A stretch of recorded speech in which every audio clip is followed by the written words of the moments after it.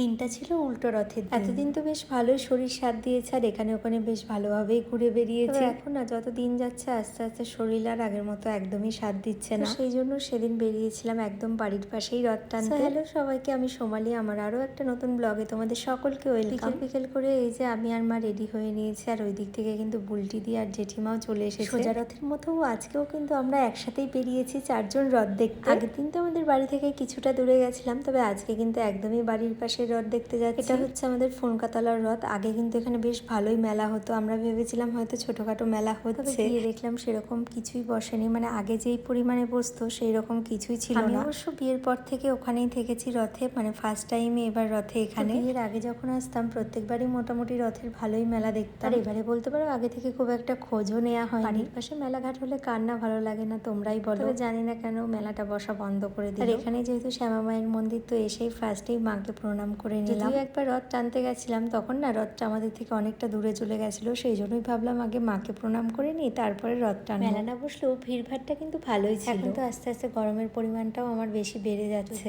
এখন ওয়েদার তো বেশ ভালোই থাকছে, এই বৃষ্টি এই রোদ, সব সময় একটা মেঘলা মেঘলা ওয়েদার। এরকম ভালো ওয়েদার বলে আরো বেরোতে পেরেছি। আগের মতো গরম থাকলে হয়তো বেরোতেও পারতাম না। যাই হোক, রথ টানার সময় একটা বান্ধবীর সাথেও দেখা হয়েছিল, তো ওখানে মোটামুটি ওই 10 মিনিট মতো ছিলাম। তারপরে এসেছিলাম এই মায়ের মন্দির। মায়ের পুজো তো কিছুদিন আগেই হয়েছে। এখানে যেহেতু প্রত্যেকটা দিন অনুষ্ঠান হয় সেই জন্য ছোটখাটো একটা মেলাও বসেছে। তবে আজকে যেহেতু রথের দিন ছিল সেই জন্য মানুষজন দেখতেই পাচ্ছ খুব একটা নেই বললেই চলে। খাওয়া দাওয়ার দোকানপাট বসেনি বললেই চলে। যদিও আগে কখনো এখানে আসা হয়নি, মানে রাস্তার ওপর দিয়ে গেছি। প্রথমবার কাছ থেকে মায়ের দর্শন করলাম। আর মায়ের পুজোতে একদম নতুন কিছু দেখলাম। শুধু এখানে মায়ের মূর্তি ছিল না, মায়ের পাশাপাশি লক্ষ্মীনারায়ণরা যতগুলো ভাই ছিল প্রত্যেকেরই কিন্তু মূর্তি পুজো করা হয়। এটার কারণ কি আমি জানি না, তবে তোমরা যদি কেউ জেনে থাকো অবশ্যই কিন্তু জানিও। ফার্স্টেই তো বললাম এখানে কোনো রকম খাবারের দোকান বসেনি বললেই চলে, দুটোই মোমোর দোকান ছিল আর আইসক্রিমটা তো আর এখন খাই না, সেই জন্য মোমোটাই ট্রাই করেছিলাম। যদিও মোমোটা খুব একটা পছন্দের খাবার না, তবে সেদিন কিন্তু বেশ ভালোই লেগেছিল। আমি বাদে মোটামুটি বাকি তিনজনই কিন্তু মোমো লাভার। ওখানে গিয়ে 2 রকম মোমো ট্রাই করেছিলাম। ওখানে গিয়েও একটা ভালোবাসার মানুষের সাথে দেখা হয়েছিল, অনেকক্ষণ কথাও হয়েছে। অবাক লাগে ভিডিও দেখেও কাউকে এতটা ভালোবাসা যায়। সেই সমস্ত ভিডিও ক্লিপগুলো নেওয়া হয়। এবার নতুন কিছু না, প্রত্যেকবারই এরকমটাই হয়। তারপরে ওখানটা মেলা ঘুরে এই যে চলে এসেছি বাড়িতে। দিদিদেরকেও আসতে বলেছিলাম, তো এই যে এসেই সবাই চপ খাচ্ছিল, তবে আমি আর চপ খাইনি, আমি শুধুমাত্র জিলাপিটাই খেয়েছি। এবারে রথগুলো বেশ ভালোই কাটলো। তোমাদেরও কেমন কাটলো অবশ্যই কিন্তু কমেন্ট করে জানিও। তো চলো টাটা।